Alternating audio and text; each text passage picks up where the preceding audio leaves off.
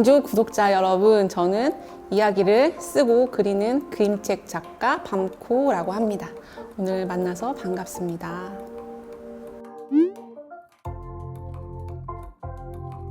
이 책은 공룡 이야기예요. 이 공룡 이야기의 시작은 사실 저희 조카예요. 지금은 중학생이 된 조카가 초등학교 2학년 때 공룡이 강아지랑 사랑을 해서 아기를 낳은 4페이지 아주 짤막한 이야기를 그렸는데, 제가 그걸 보고 너무 감탄을 했어요. 아이만이 할 수 있는 종을 뛰어넘는 사랑 이야기를 보고, 아이들은 이렇게 성욕이 없이 사랑하는 이야기를 쓸 수가 있구나. 거기서 제가 너무 많이 감탄을 얻고, 여기 이것을 뼈대로 어떤 이야기를 만들어 볼까 고민을 하다가 공룡 이야기를 써봐야겠다는 생각을 했어요. 그래서 이 이야기를 마음에 묵고 계속 고민을 하면서 아이들을 찬찬히 들여다보니까 아이들이 공룡을 너무너무 사랑하더라고요. 근데 사실 공룡은 저희가 만질 수도 없고 볼 수도 없고 실존하는지조차 막 의문이 드는 그런 영역의 동물인데, 아이들은 너무 온전한 사랑을 공룡한테 쏟아붓는 모습을 보면서 이거는 어쩌면 우리가 예전에 공룡에게 사랑을 받아서 그 사랑의 DNA가 우리 몸에 남아서 지금 우리가 이렇게 공룡을 사랑하고 있는 게 아닐까 하는 생각이 들면서 조카에게 얻었던 영감, 그리고 제가 사랑에 대해 생각하는 마음들 두 개를 섞어서 이야기로 만들게 됐어요. 네, 저희 아들은 공룡이나 자동차나 이런 보통의 아이들이 좋아한다고 일컬어지는 것들에 전혀 관심은 없어요. 근데 그림책 작가의 일을 하면서 꼭 내 자녀만을 바라보고 이야기를 만들지는 않아요. 이 세상이 어떻게 돌아가는지, 또 꼭 나의 아이가 아니더라도 다른 아이들이 어떤 것을 좋아하고 바라보는지에 대한 굉장한 궁금증과 호기심을 가지고 이야기를 쓰기 때문에 꼭 저희 아이만을 비롯해서 영감을 얻지는 않습니다. 사실 이번 책 이건 운명이야는 저희 아이가 공룡을 좋아하진 않지만 저희 아이를 100% 생각하면서 만들었던 책은 맞아요. 제가 이것을 사실 공룡으로 생각을 했지만 사실 그 공룡들은 겉 외피만 공룡일 뿐 그 마음 안은 그냥 어떤 자기 자식을 사랑하는 그냥 온전한 부모의 사랑이 가득 담긴 마음이거든요. 그래서 이 책의 시작에 아이가 나오고 그 끝에는 그 아이를 따뜻하게 안아준 엄마가 나오는데, 그거는 저와 저희 아이를 생각하면서 그린 페이지였고, 저희 아이를 사랑하는 제 마음 100%를 담은 그림책이에요.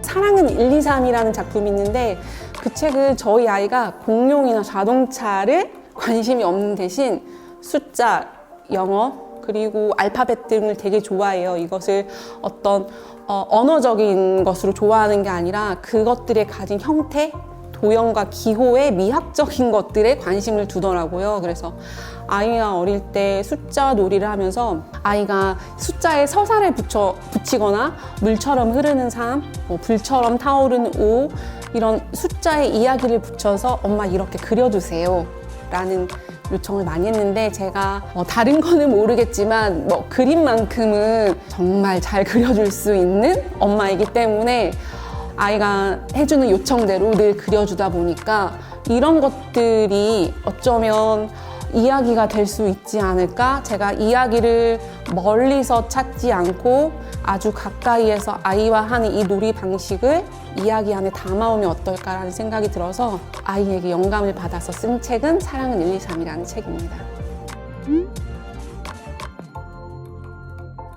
저희 아이가 그렇게 책을 좋아하는 아이가 아니어서 크게 반응은 보이지 않았어요. 저희 아이는 물론 다른 친구들은 정말 많이 좋아하는 재미있는 책인데, 저희 아이는 엄마가 옆에서 책의 시작부터 끝까지 작업하는 것을 그냥 일상처럼 바라보기 때문에 이 한 권의 책이 아이에게 엄청나게 큰 충격이나 특별함으로 다가온다기보다 그냥 엄마의 책이 나왔구나 라고 생각을 하고, 그거는 분명히 알고 있어요. 이 그림책 속에, 이 이야기 속에 나온 아이는 나구나. 그것만 알고 있다면 사실 저는 다른 것은 크게 중요하지 않다고 생각해요. 이게 나라는 걸 알면 엄마가 나를 너무너무 사랑해서 이런 이야기를 만들었구나 하는 거는 잘 알고 있을 거라고 생각을 해요.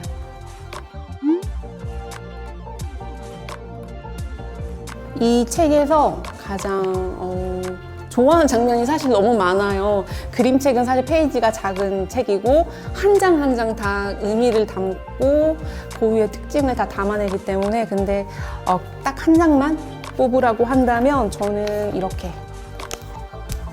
밤하늘을 바라보는 장면. 사실은 스포일러가 될 수도 있겠지만 가장 마지막 순간이잖아요. 이 다정하고 서로를 너무너무 아끼는 이 가족이 맞는 마지막 밤 하늘이기 때문에 이 장면이 저한테는 지금 말하면서도 마음이 찡하고 너무너무 사랑하는 장면이에요. 네, 맞아요.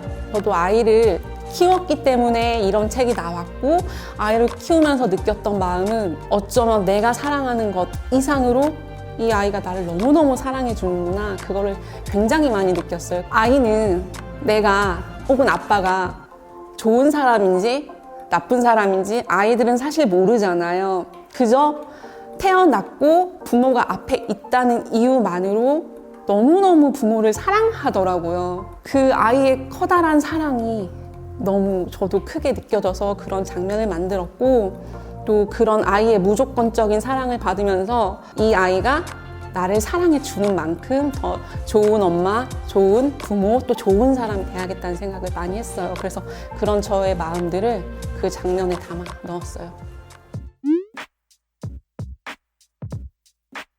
이야기를 짓고 만든다는 것이 제 머릿속에서 생각하는 것들을 내가 온전하다고 생각했던 것들을 막 때려 부수기도 하고 그 부순 것 안에서 새로운 것을 발굴하기도 하는 일이어서 내가 알고 있다는 것을 온전히 다 믿지 말고 언제나 철거도 하고 철거됐다 믿는 곳에서도 또 새로운 것들을 발굴도 하고 계속 찾아내는 일을 해야겠다는 생각이 들어서 철거 및 발굴 회사라는 타이틀로 SNS를 지었습니다. 사실 제가 미술을 전공을 했고 그림책도 물론 그림을 그리는 것이 미술의 한 분야이긴 하지만 온전히 자유롭게만은 할 수 없는 완전한 대중예술이에요, 그림책은. 근데 조금 더 제가 자유롭게 몸과 마음을 쓰고 싶다라는 생각이 들면 순수 미술로 취미생활을 하는데 제가 그때그때 느꼈던 마음다짐, 생각들을 작품에 담고 있어서 온전히 하나의 주제가 관통하진 않아요. 어떤 날은 뭐 슬픈 제 마음이 담길 수도 있고 어떤 날은 아이에 대한 사랑이 담길 수도 있고 그래서 어쩌면 일기 같은 형식의 작품이 아닐까 싶고 근데 거기에 쓰이는 재료들은 고가의 어떤 물감이라기보다 제가 뭐 재활용하러 가서 주운 나무 조각들, 뭐 유리병들, 인형들 이런 버려진 것들, 낡은 것들을 주워와서 작품으로 다시 탄생시키는 그런 취미생활을 갖고 있어요. 철거 및 발굴 회사와도 아주 맞닿아 있다고 생각해요. 네. 이 책은 정말 제가 사랑 하나만 마음속에 담아두면서 만들었던 책이고요.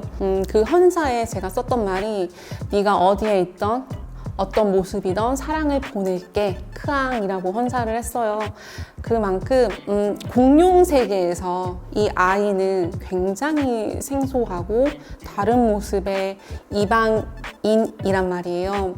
그럴 때 다른 모습의 어떤 존재를 그 누구는 손가락질할 수 있겠지만 부모는 이 아이를 온전히 받아들이고 사랑을 주면 이 아이가 받은 사랑만큼 또 그 사랑이 계속 이어진다고 저는 생각을 했어요. 그래서 이 책은 사랑의 순환에 대해서 생각을 했거든요.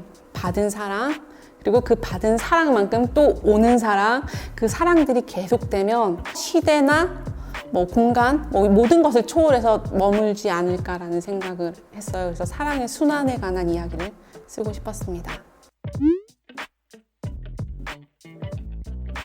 이 책을 아이와 읽어보시면서 꼭 품에 안고 읽으셨으면 좋겠고, 사실 그 육아의 과정이 이 책에 좀 담겨 있어요. 근데 그 육아의 과정이라는 것은 이 책 안에서는 굉장히 인간의 시선으로 보기에 보편적인 과정의 고통이지만, 공룡시대의 그런 육아란 말도 안 되는 이상한 것들이거든요. 네가 어린 시절에 남과 다르게 어떤 이상한 행동을 했는지, 모습을 했는지, 또 엄마 아빠는 그랬지만 너의 이런 행동들을 사랑으로 어떻게 보살펴 줬는지, 그런 것들도 아이와 함께 이야기 나눠보시면서 그래도 네가 어떤 모습이어도 엄마 아빠는 너를 언제나 응원하고 사랑할게 하는 메시지와 함께 아이를 꼭 안아주셨으면 좋겠어요.